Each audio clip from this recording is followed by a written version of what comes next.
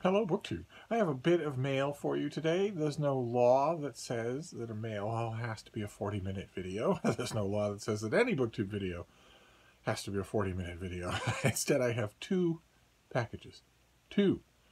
And I think we can get through this in probably 5 minutes. A nice, typical 5-minute Steve Donoghue mail haul. So let's take a look. Let's see what we have. We'll start with the first one. There's one package and one box. But neither one of them is very big, so the books won't be very big. What have we got here? Oh my! Oh, goodness gracious. Okay. Alright, this is a June release. This is Edward St. Aubin, one of my favorite contemporary writers of contemporary fiction. This is called Double Blind, which I believe has been out in the UK for a while. Is that right? Has a starred review from Kirkus, but he's brilliant, so I don't doubt that at all. He's the author, as you can see, the author of the Patrick Melrose novels that are so good. His new novel, Double Blind, is a beautifully crafted narrative that engages with some of the most pressing questions of our day. Olivia is a London-based biologist specializing in the field of epigenetics, who has just embarked on an affair with Francis, a naturalist who works as the steward of a piece of rewilded land in Sussex.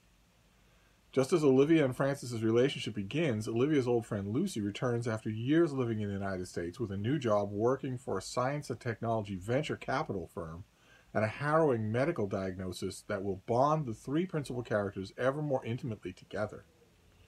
Doesn't sound like an Edward St. Aubin novel. Have any of you in the UK read this already? Am I right in thinking this is out there already? Has been for a while? Filled with the kind of vivid characterization that we've come to expect from this author, Double Blind follows these three characters as their lives become more entangled and as their horizons expand thanks to connections to Lucy's new job and her brash, fast-living boss, bringing them from an extravagant party in the south of France to a breathtaking property on California's central coast. Through Olivia's psychoanalyst father, she also becomes tangentially connected to Sebastian, a mysterious and disturbed young man suffering from schizophrenia. This is an intellectually invigorating novel, posing provocative questions about genetic inheritance, psychology, ecology, and modern medicine.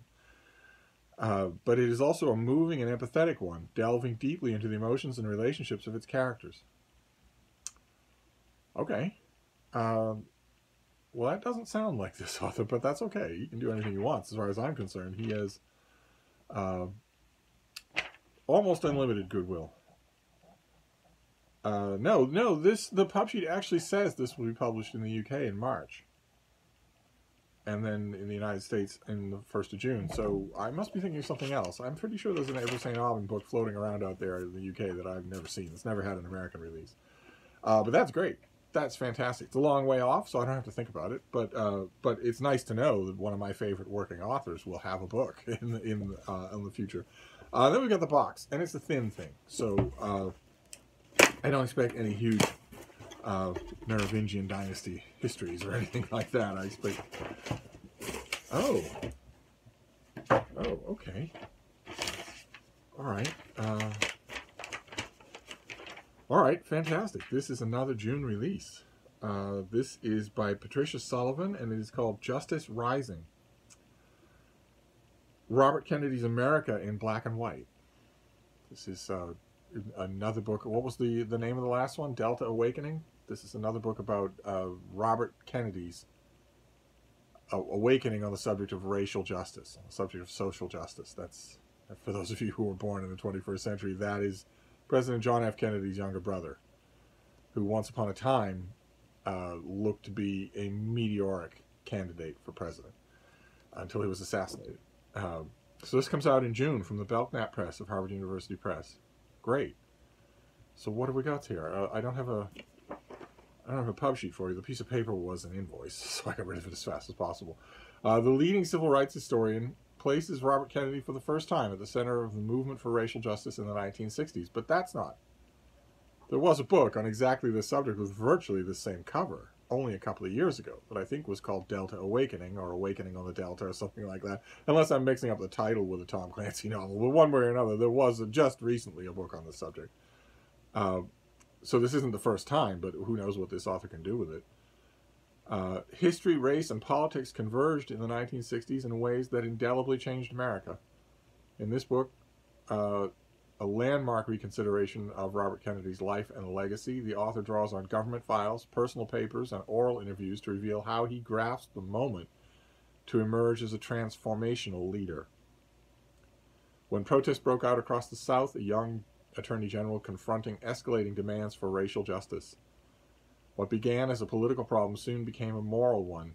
In the face of vehement pushback from Southern Democrats bent on massive resistance, he put the weight of the federal government behind school desegregation and voter registration.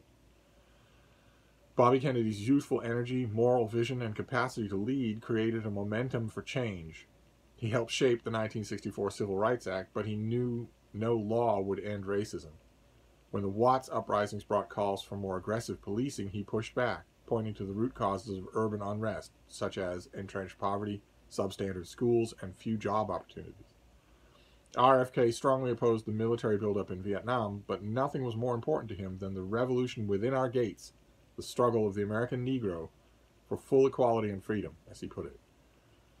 On the night of Martin Luther King's assassination, Kennedy's anguished appeal captured the hopes of a turbulent decade.